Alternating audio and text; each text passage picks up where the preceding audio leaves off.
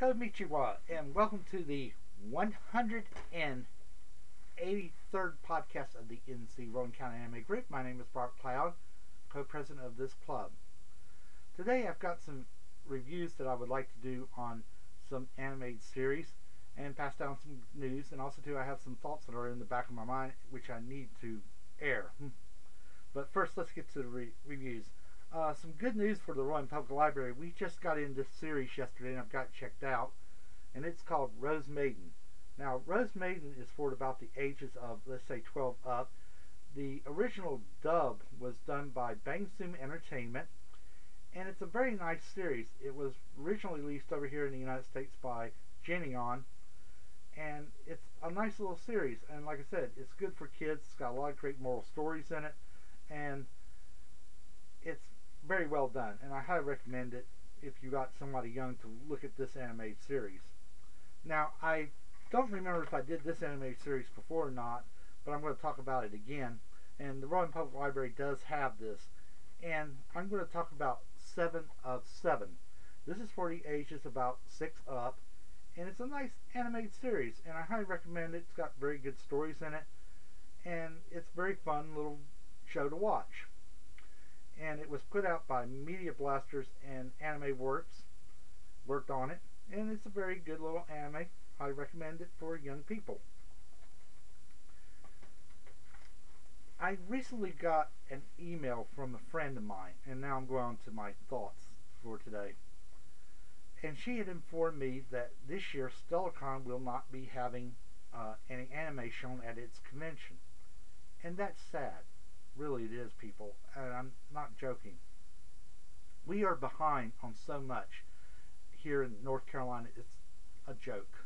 And even though we have conventions like Ichiban Con and Animazement, we still are very far behind.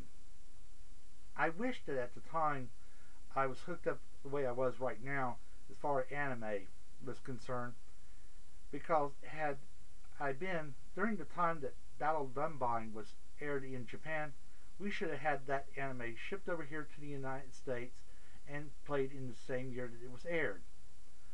But unfortunately, I was not an anime fandom at the time. I was busy running a Doctor Who club, and so that got swept under the waters. It didn't get aired in North Carolina until Cartoon Network played it at late night, and that's really sad. We should be doing a lot better as far as getting new material out here, and plus recognizing old material as well, and getting people involved with anime, because the only way that we're going to see an anime audience grow is that the more it becomes accessible to people, the more people will enjoy the art form or enjoy the story. It doesn't do you any good if you don't show it at all, then nobody gets to see it at all. We also have a bad tendency in anime, and I notice this a whole lot, that we don't celebrate certain events when they come up. Last year was the 25th anniversary of Robotech, but that got kind of overshadowed by the death of Carl Macek, who brought Robotech over here.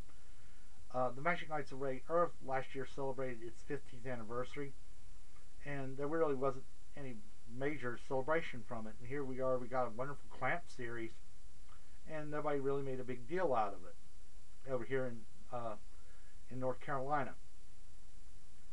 And the only time that it really got any sort of publicity was when my anime group did a display at the Rowan Public Library, and we mentioned, okay, Robotech celebrating 25th anniversary, Magic Knights of Earth celebrating 15th, and the New Type had just published its 300th issue over in Japan.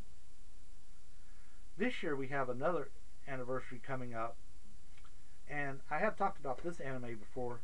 In March 15th of 1961, this anime, Parman and Magic Serpent, was released over here in the United States.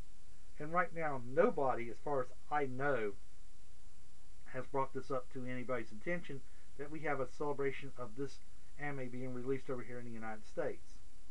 And here it is, going to be turning 50 years old. So it's that type of lack of not acknowledging things that kind of hurt us really in the long run. because we have so much noble history and so much that we need to talk about, that we need to really get on the ball here. Now, I am going to be at What the Hell Con on February the 4th through the 6th, and if I see anybody from StellarCon, I'm going to have a talk with them and try to figure out something that would help explain or try to get something going where maybe they can do something as far as anime at StellarCon.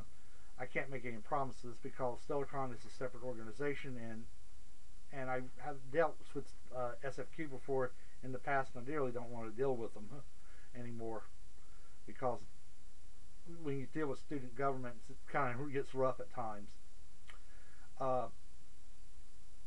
February the 15th, we are going to be at RCC at Rowan Community College, and we're going to be helping out with a international day, which will be representing Japan at the students there from 10 to 1.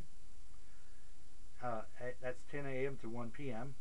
And on February the 19th, meet us in front of the Books a Million at 5 o'clock.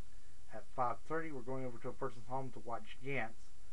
And on March 19th, we're going to be showing Initial D, and we'll give you the dates and times where we're going to meet and everything.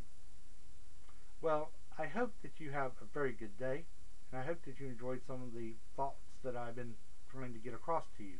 Until then, take care. Goodbye.